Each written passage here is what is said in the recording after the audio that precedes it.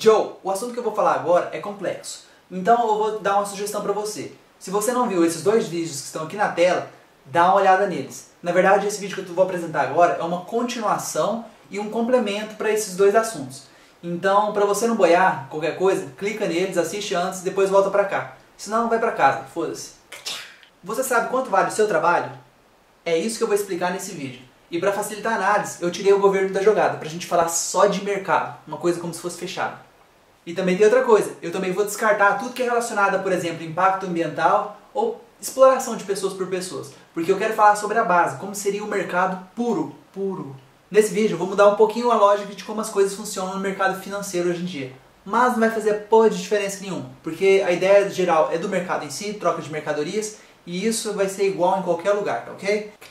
Tudo que eu vou falar nos outros vídeos a respeito do mercado tem como base esse vídeo. É um vídeo que eu já fiz há mais ou menos 2 anos atrás e eu vou injetar tosquice na sua veia. Só peço a sua paciência porque naquela época eu era bem mais cabaço para fazer vídeo e eu tive que ficar lendo o texto e o áudio não saiu muito bem. Então presta atenção nas ideias, tá ok?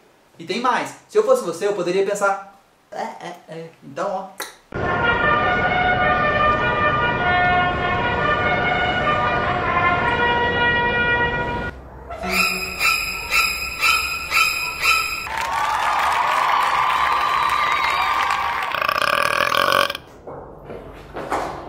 O mercado é o conjunto da oferta e da procura por uma mercadoria ou serviço. Por sua vez, a mercadoria é qualquer coisa que pode ser comprada e vendida.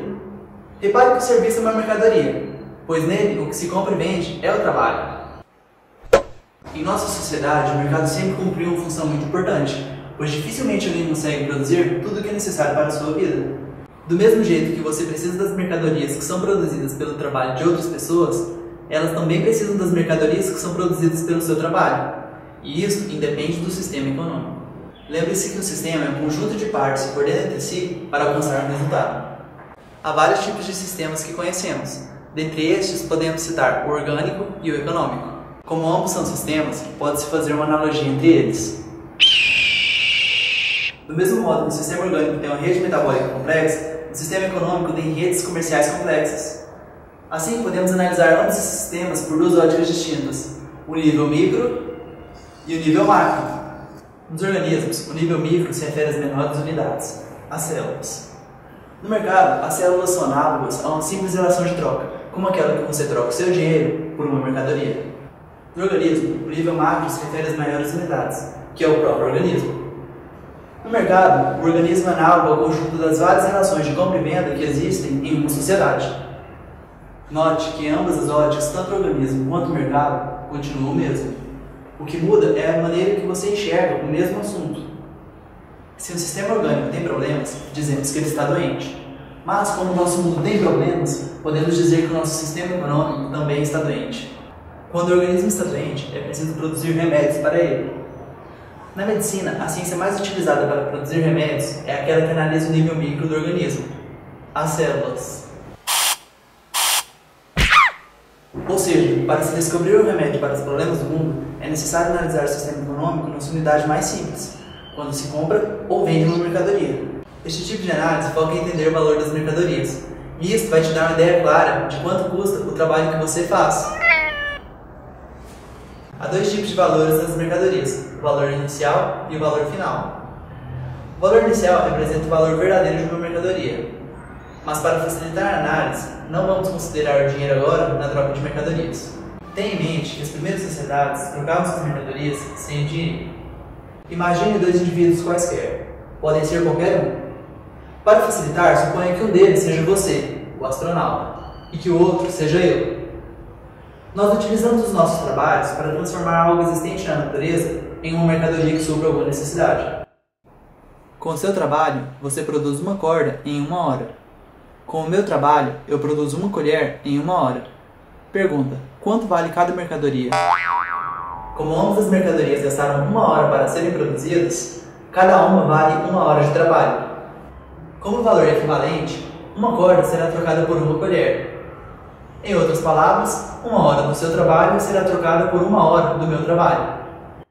Sabe o que aconteceria se eu passasse a produzir 2 colheres em 1 hora? Nesse caso, a troca passaria a ser de 2 colheres minhas por uma corda sua. Note que a troca continua equivalente. Mesmo que tenha se alterado a proporção das mercadorias produzidas, 1 hora do seu trabalho continua sendo trocada por 1 hora do meu trabalho. Isso significa que, se eu conseguir produzir 4 colheres em 1 hora, a troca passará a ser de 4 colheres minhas por 1 corda sua. Vamos supor que chegou um amigo seu e ele quer comprar 1 corda sua, mas ele é jardineiro. Portanto, a mercadoria que ele vende é a prestação de serviços. Em que você vai trocar a sua corda?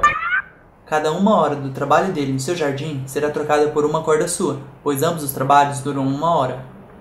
Imagine o que você faria se tivesse que comprar várias mercadorias que tem necessidade. Pense na quantidade de cordas que teria que levar. E o pior, pense ainda no caso das pessoas que vendem essas mercadorias de não tiverem necessidade de trocá-las pelas suas cordas naquele momento. Assim, você não poderia trocar suas cordas pelas mercadorias que deseja. O que você faria? Para facilitar isso, as pessoas definiram um objeto comum com a finalidade de ser trocado por todas as outras mercadorias. E o objeto mais conhecido com essa função foi o ouro. E durante muito tempo, o ouro serviu para a humanidade como um objeto oficial usado na troca de mercadorias. O ouro é um mineral que já foi mais farto na superfície do planeta. Mas depois de tantos trabalhos em mineração e garimpagem, atualmente ele se encontra mais difícil de se achar. Quando falamos em produzir ouro, falamos da quantidade média que se costuma achá-lo na natureza.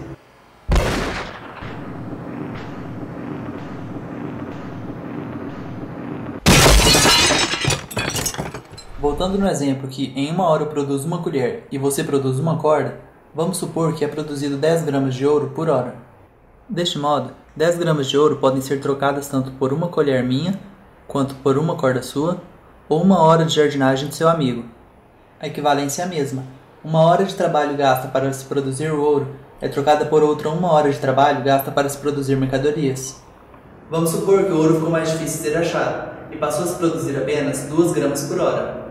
Então, troca-se 2 gramas de ouro por 1 corda sua ou por 1 colher minha. Repare que se a produção de ouro diminui, ele fica mais caro. Assim, pode-se comprar mais com menos ouro. Reflita a dificuldade que as pessoas teriam de usar ouro como moeda de troca, se além dele estar cada vez mais em falta, as pessoas ainda utilizam como joias e em outros fins. Para facilitar isso, inventou-se o dinheiro. O dinheiro em si é apenas um pedaço de papel com tinta. Por ser mais prático, ele foi escolhido para representar uma moeda oficial que se troca pelas diversas mercadorias e serviços do nosso mundo. Para o exemplo seguinte, considere que em 1 hora eu produzo 1 colher, você produz 1 corda e que é produzido 10 gramas de ouro. Numa mesma moeda, o número que é colocado na cédula de papel faz com que essa possa comprar mais ou menos mercadorias que outra cédula que tem um número diferente. No entanto, todas as cédulas continuam sendo papel com tinta. Vamos imaginar 2 moedas diferentes apenas em sentido ilustrativo. A moeda Seu Madruga e a moeda Gay. Na moeda Seu Madruga, o número 1 foi ocasionalmente escolhido para representar a quantia de 10 gramas de ouro. Portanto, um Seu Madruga representa o preço de 1 hora de trabalho. Assim, com uma nota 1 desta moeda, pode-se comprar 1 colher minha, ou 1 corda sua, ou 1 hora do serviço de jardinagem do seu amigo. Como você vê, o dinheiro nada mais é do que um meio de facilitar a troca entre as mercadorias. Na essência, ele nada mais é do que um resultado que você ganha pelo seu trabalho. Veja o caso da moeda Gay. Nesta moeda, o número 24 foi ocasionalmente escolhido para representar a quantia de 10 gramas de ouro. Como representa 1 hora de trabalho, pode ser trocado por 1 colher minha ou 1 corda sua. Caso a pessoa queira 2 colheres ou 2 cordas, terá que pagar o dobro. Portanto, a quantia passa de 24 Gay para 48 Gay. Observe que números maiores e mais complexos deixam as contas mais difíceis. Em nome da facilidade, podemos notar que a maior parte das moedas do mundo tem números menores e mais simples. Por conta disso, é possível prever que é mais desejável adotar a moeda Seu Madruga que a moeda Gay. Seguindo esta orientação, o exemplo a seguir será feito na moeda Seu Madruga, onde 10 gramas de ouro equivalem a 1 cédula de 1 Seu Madruga. Suponha que eu comprei uma máquina para aumentar a produção das minhas colheres. E agora, na mesma 1 hora, eu consigo produzir 10 colheres. Como 10 gramas de ouro são produzidas em 1 hora e valem 1 cédula de 1 Seu Madruga, então este será o preço das 10 colheres que eu produzo em 1 hora. A mesma cédula pode agora comprar muito mais colheres. Isso significa que o custo de produção delas despencou. À medida que se aumenta a oferta de uma mercadoria, seu preço fica cada vez menor. Em outros termos, quanto mais se produz, mais barato fica. Veja uma consequência disso. Imagine que eu tenho um concorrente Alien e ele também produz colheres. Mas, em 1 hora, ele produz apenas uma colher. Como ele não tem a mesma tecnologia que eu, ele não conseguirá vendê-las por um preço menor que o meu. As minhas colheres custarão 10 vezes menos que as dele. A partir disso, eu começo a ocupar o lugar que é do meu concorrente Alien no mercado. Isso faz com que os preços das colheres reduzam até o novo patamar de valores que eu estabeleci. Caso meus concorrentes não consigam tecnologia semelhante à que eu possuo, eles terão muitos problemas em competir comigo. É isso que acontece com os produtos eletrônicos. À medida que se aperfeiçoam técnicas e tecnologias para se produzir em maior escala, rapidamente o preço deles despenca. Imagine agora outro caso. A casa que fabrica moeda Seu Madruga começa a emitir várias cédulas e as coloca em circulação. De repente, as pessoas passam a ter 100 vezes mais dinheiro. À primeira vista, com essa quantia em excesso, elas poderiam consumir mais mercadorias. Mas, sabendo disso, será que você venderia sua corda pela mesma quantia de dinheiro?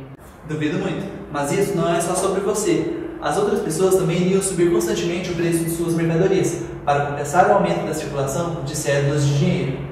Este fato é muito conhecido. Emissão de moedas gera inflação. Resumindo, o dinheiro sozinho não significa nada. Na verdade, o valor das mercadorias não se refere ao dinheiro, e sim ao trabalho que as pessoas fazem. O dinheiro só tem sentido quando se analisa o trabalho que você, eu e todas as pessoas fazemos no mundo. Lembre-se que o dinheiro serve para comprar mercadorias, mas quem faz as mercadorias é o trabalho das pessoas. O trabalho é a lógica de como as mercadorias recebem seu valor inicial. Por outro lado, o valor final é aquele que se agrega à mercadoria. Se retirássemos a interferência de impostos, o valor final definiria o preço que chega para o consumidor. Para entender como isso funciona, observe a procura dos consumidores por uma mercadoria qualquer. Imagine que, por algum motivo, milhões de pessoas passaram a querer comprar apenas a sua corda. Por quanto você venderia cada um? Aposto que você venderia cada corda muito mais caro caso não existisse essa enorme procura. Como existe uma grande procura pela sua mercadoria, você pode agregar a ela um valor maior do que já custa. Portanto, quanto mais pessoas estiverem interessadas em determinada mercadoria, mais cara ela pode ser vendida. Da mesma maneira, caso quase ninguém se interesse pela sua corda, você teria que vendê-la por um preço mais barato que o valor inicial dela.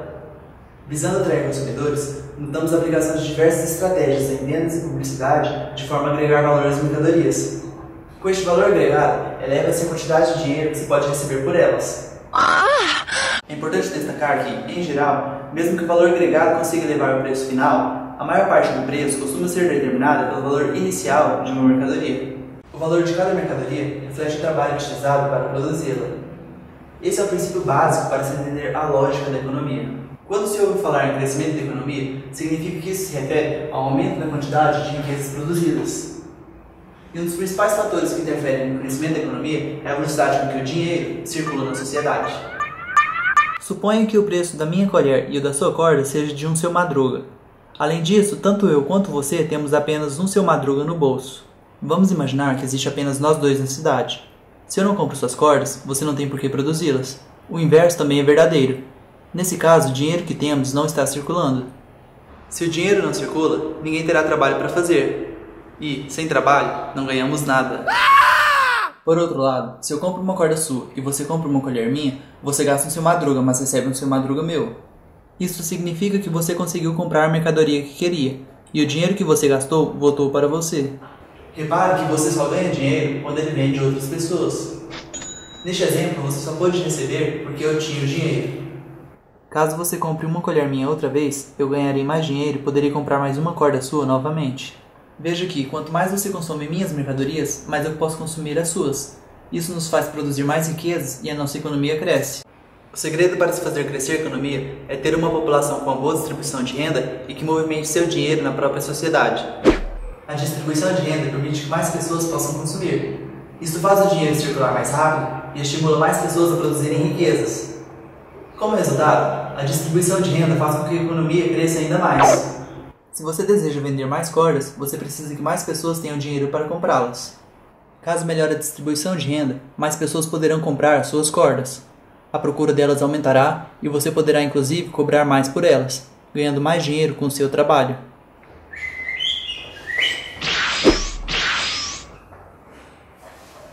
Infelizmente, a renda das sociedades pelo mundo está concentrada em poucas pessoas. Há muitos com pouco e poucos com muito. Até mesmo a ONU reconhece que os ricos estão ficando cada vez mais ricos e os pobres cada vez mais pobres. Ou seja, a renda do mundo está ficando cada vez mais injusta. Você sabe por que o mundo está ficando assim? Pelo menos entenda a moral da história. Produção de riquezas é importante e a sua distribuição também. Ambas são importantes. Então é isso aí. Hi-fi pros manos. E pras minas, um beijinho na ponta do nariz. Se sorrir, cai na boca.